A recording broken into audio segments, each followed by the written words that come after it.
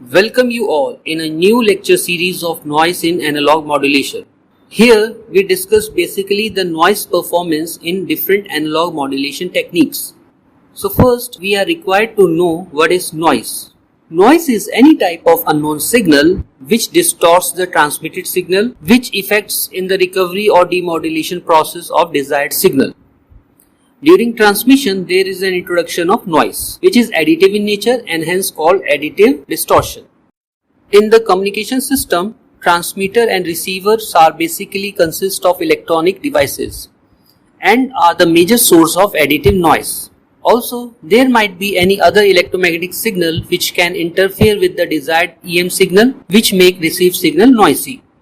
Generally, the received signal in analog modulation is a function of time and is a combination of transmitted signal S function t and W function t, which is called front end receiver noise.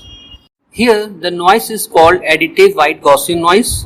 So received signal is denoted by R function t equals to St plus Wt. Now in order to find quality or performance in analog communication, the first step is to determine the signal to noise ratio, or simply written as SNR. Here SNR is the ratio of signal power to noise power. So to understand briefly, we consider a typical analog communication system, which consists of input message source M function t, transmitter, channel, also channel noise which is additive in nature, and after this the received signal is collected by a receiver, where we basically find SNR at the input side and SNR at the output side. So the signal to noise ratio plays an important role in determining the noise performance, and it should be improved by increasing the signal power or transmitted power S suffix t.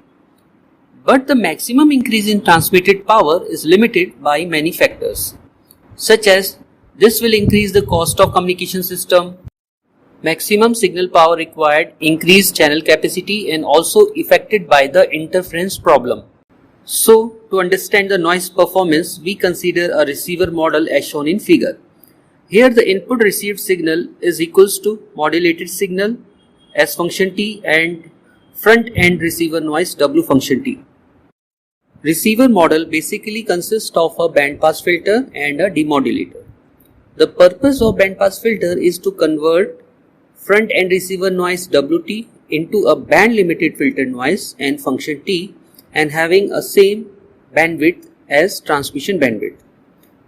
And the input received signal becomes xt equals to st plus nt.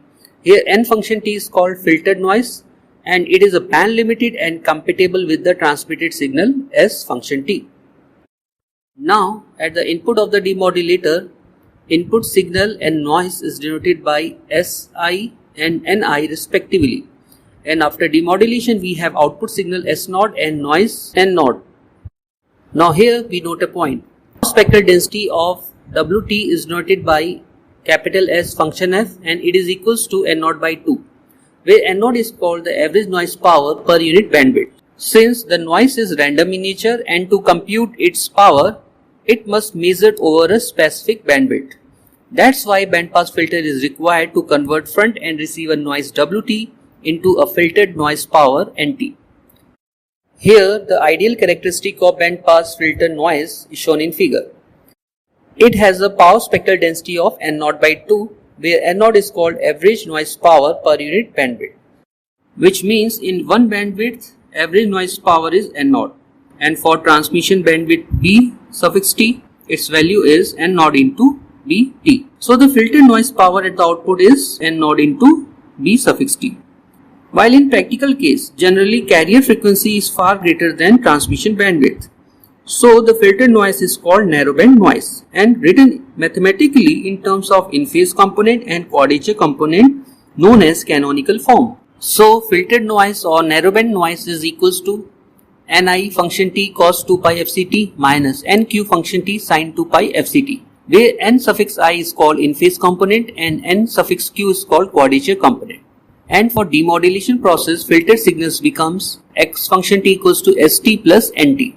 And with the help of this equation, we can define signal power to noise power ratio in terms of expectation operator. So SNR equals to expectation of S square t upon expectation of N square t, where capital E is called expectation operator and a square of the signal level is directly proportional to power.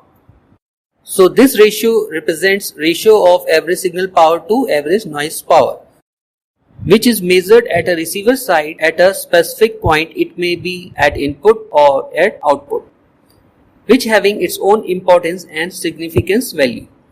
So at the input side of the demodulator, that is called front end receiver, we can find input SNR denoted by SNR suffix I. It is also called pre-detection SNR.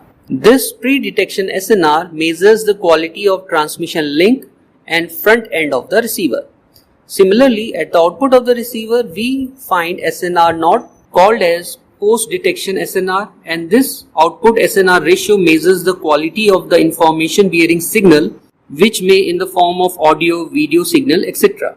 Now, after discussing a receiver model and SNR at the input and output side, we are ready to compare noise performance between different analog modulation, demodulation techniques. Now first we consider a reference model that is applicable for different transmission schemes. This is a basic transmission model which includes a low pass filter having bandwidth equal to the message bandwidth so that it can pass the message signal and reject the out of band noise.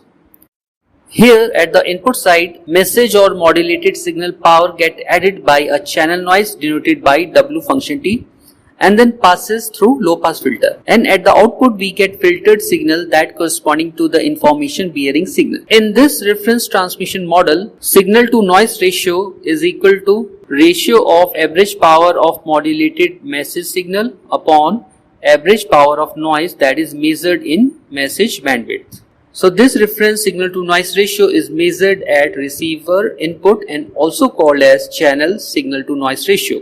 Now with the help of reference SNR and output SNR, we can find figure of merit. Figure of merit is equals to the ratio of output SNR upon reference SNR. And for the betterment of noise performance of the receiver, this figure of merit should have high value. It may be equal to 1, greater than 1 and less than 1, which totally depend upon the type of different modulation scheme. So here we have discussed three types of signal to noise ratio.